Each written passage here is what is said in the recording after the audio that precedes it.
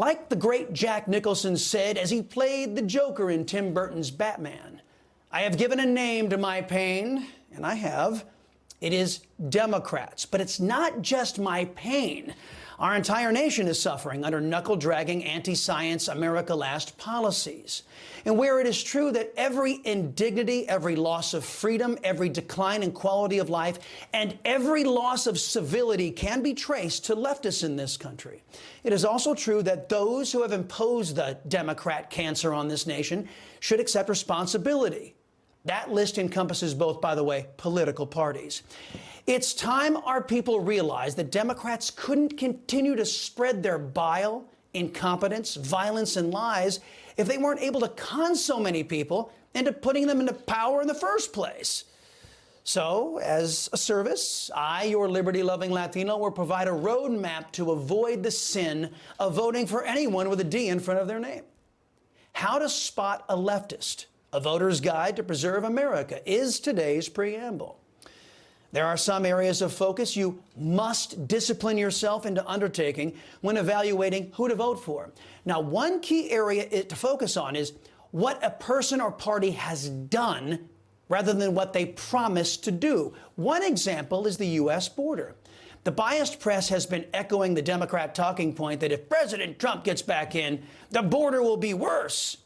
However, we have the hard data that shows under Trump, illegal activity at the border was brought to historic lows, and that under left-wing extremists, illegal activity at the southern border is at historic highs. Here's another example. Any claim that this legislation does not touch some part of our nation's most important environmental laws is just untrue. The bill decimates the laws that were put in place to protect our air, water, and most of all, our health. It repeals key provisions of the Inflation Reduction Act, provisions that actually bring down the cost for Americans and reduce emissions. That is left-winger Diana DeJette, claiming that if we adopt the GOP's energy proposal, it will cause energy prices to go up. You see, that's a proposal. Currently, we have Democrat policies in place. Those policies have caused historic gas prices, crippling inflation, and an ongoing supply chain crisis. Democrats want you to be afraid of a GOP proposal while they want you to ignore their policies that are currently hurting you and your family. I and most sane people would take a GOP proposal over Democrat-proven failures any day. Another way to identify left-wing extremists, they are the ones looting, burning, beating, shouting, and getting in their opponents' faces. Talking about gun violence. In a school that allows teachers to carry. Carry guns? You think more guns lead to more death? Would you co-sponsor? More guns lead to more death. Would you co-sponsor? Look at the data. You're not looking at any data. You're carrying the water for the gun lobby. No. Look at the data. More guns lead to more deaths. For the kids. Guns, states that have open carry laws have more deaths. In every school that allows States that have open there's carry never been a laws shooting. have more deaths. Did you see Congresswoman Beth Van Duyne go through there? That was Marxist New York Congressman Jamal Bowman. He's so secure in his position that he has to shout down Congressman Massey and interrupt him as he's addressing the press. As to the validity of Bowman's claims that more guns result in more deaths, not true. Not only do studies show that more guns don't lead to more deaths and crime, other studies show that in places where the law-abiding citizens are prohibited from protecting themselves with firearms, we see our nation's highest crime and murder rates. Just think of cities like Los Angeles and Chicago, all left-wing bastions.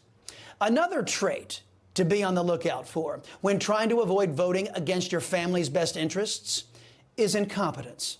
Today, I have more evidence that Joe Biden is staffing your government with people who are just as mentally deficient and unqualified as he is. So, Madam Secretary, is it your policy that critical minerals should be sourced from countries that are stewards of the environment, like the U.S. and our allies, or sourced from Russia and China that don't share our same values? Congressman, what I'll say is the president is committed Pretty much a yes and no. It's your policy, madam. Our policy is to work to make sure we have the best I'll take that as a maybe. That's Deb Haaland.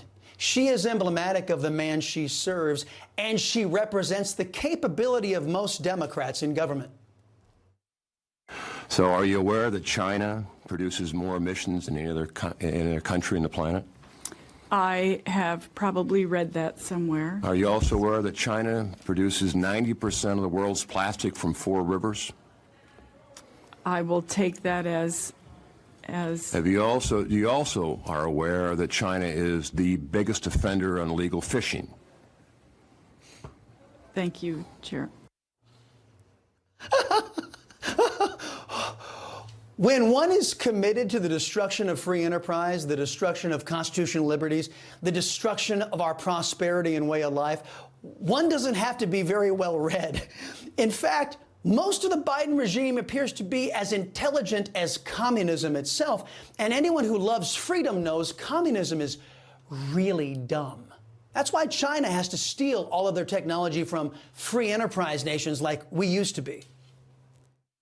Are you aware that China controls by proxy production, the supply chain of critical minerals that are critical to both the EV world and defense?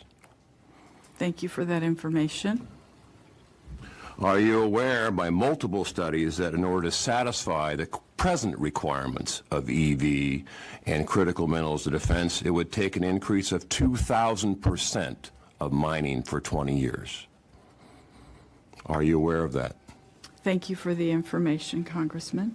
Are you also aware that northern Minnesota is home to those critical minerals that are necessary for EV and our Defense Department? I think there are critical minerals across our country. Wow, how profound. There are critical minerals across our country. Any fifth grader can tell you that. By the way, the critical minerals essential to fulfilling the whacked out battery car agenda the Democrats have been pushing, they can be found in Minnesota, Arizona, and other states. But guess what? These same left-wing extremists in the Democrat Party refuse to let us go and get them.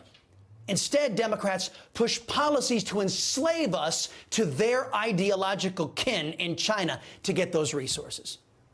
No matter which way you stack it, these folks are not the sharpest tools in the shed. And that leads us to the final character trait that will identify left-wing extremists. We already touched on this one with Jamal Bowman. Leftists lie. They always lie. I'm a Second Amendment guy. I have 2 shotguns. My sons have shotguns. But our states, everybody thinks somehow the Second Amendment is absolute. You're not allowed to go out and own an automatic weapon. You're not allowed to own a machine gun. You're not allowed to own a flamethrower. You're not allowed to own so many other things. Why in God's name do we allow these weapons of war on our streets and at our schools? Everything you just heard there was a lie. Yes, Americans can own machine guns with extensive permitting and background checks. There is no law preventing Americans from owning flamethrowers. No, these are not weapons of war that have been used in mass shootings or are in common use around the United States. In that same vein, when a politician says they are part of every community that ever existed and they have support of every community that ever existed, probably a lie. The nickname I got early on when I won by 3,200 votes and for the Senate seat when I was 29 years old is because I started calling me Joe Bidenopoulos because, oh, you think I'm kidding. I'm not joking, am I? I'm not joking because of the overwhelming support from the Greek American community. Overwhelming. That's right. Old Bidenopoulos there is a key part of the Greek American community. I suppose that's just one more for the list. I also want to acknowledge someone else who means a great deal to our family. Rabbi Michael Beals of the Congregation Beth Shalom in Wilmington, Delaware. That's where I received my education. I probably went to shul more than many of you did. You all think I'm kidding. So I I was sort of raised in the Puerto Rican community at home, politically. I got my education for real in the black church. And that's not hyperbole, it's a fact. Then when Cole died, we moved down to Delaware, to a town called Claymont, Delaware, which was a working class town. And but everyone in town was either Polish or Italian. I grew up feeling self-conscious. My name didn't end in an S-K-I or an O. The nickname I got early on when I won by 3,200 votes and for the Senate seat when I was 29 years old is because I started calling me Joe Bidenopoulos because, oh, you think I'm kidding. I'm not joking, am I? I'm not joking because of the overwhelming support from the Greek American community. Hey, bald-faced liar. Joe Biden is part of the Jewish, black church, Italian, Puerto Rican, Polish, and Greek communities. But those lies are essential into conning people to putting unqualified folks in power.